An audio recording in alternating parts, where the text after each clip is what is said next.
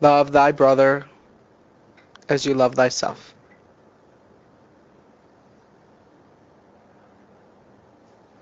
And it's a formula. It's a formula for reconnecting to eternity within a culture where everything is finite and there's no understanding of what an eternal quotient or variable is. For the individual is instructed to find what it is within themselves that is worthy of love. And even the logical individual who's very, very empirical and focuses on logic, this individual will be able to understand, what is it about me that is worthy of love? Is it my external features? Well, I am not my external features. I exist within this body, but I am more than just my body. For the external features, they change with time, and they are not something that is long-standing. And they're in a state of death and decay. As King Solomon exclaimed, false is charisma, and emptiness is beauty.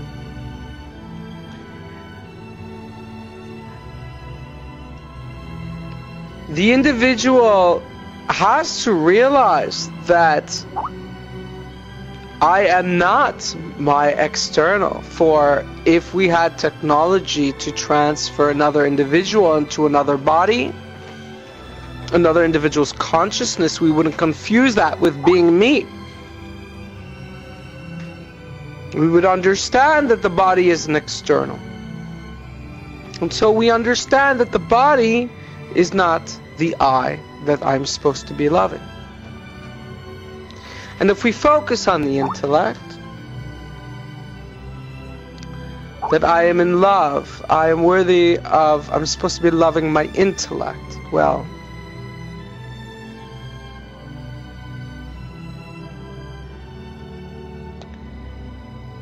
if I do not have a superior intellect, if I am more artistic, if I am more involved emotionally with the heart with others, then I am not worthy of love.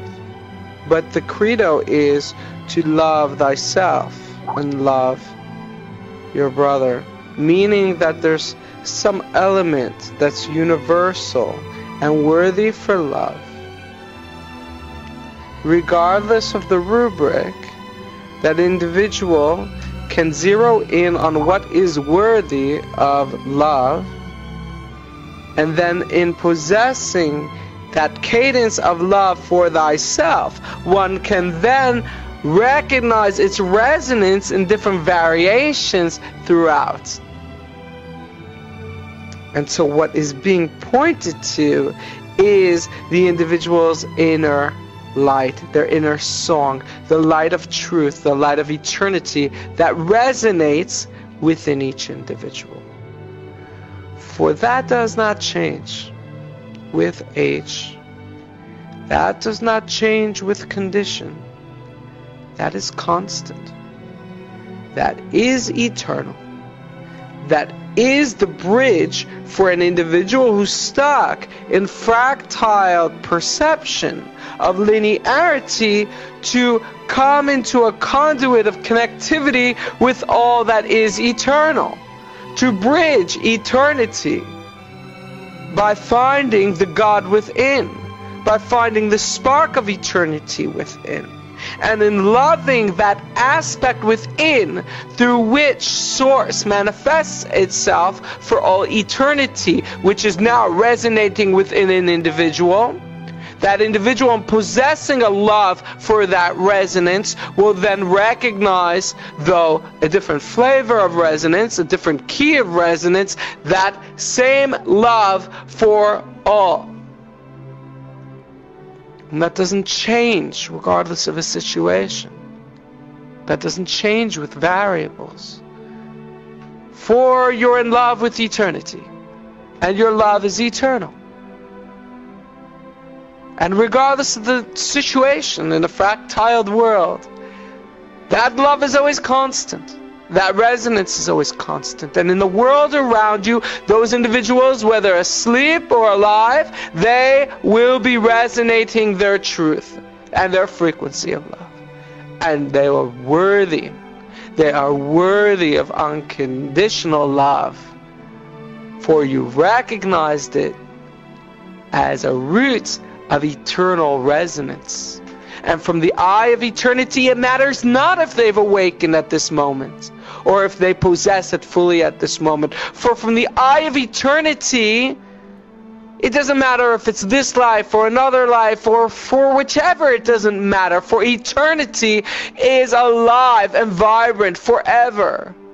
And from the eye of eternity, all shall awaken to the grandeur and glory of their inner song, and in doing so recognize the grandeur and glory of each splinter of music, of light and truth in each individual.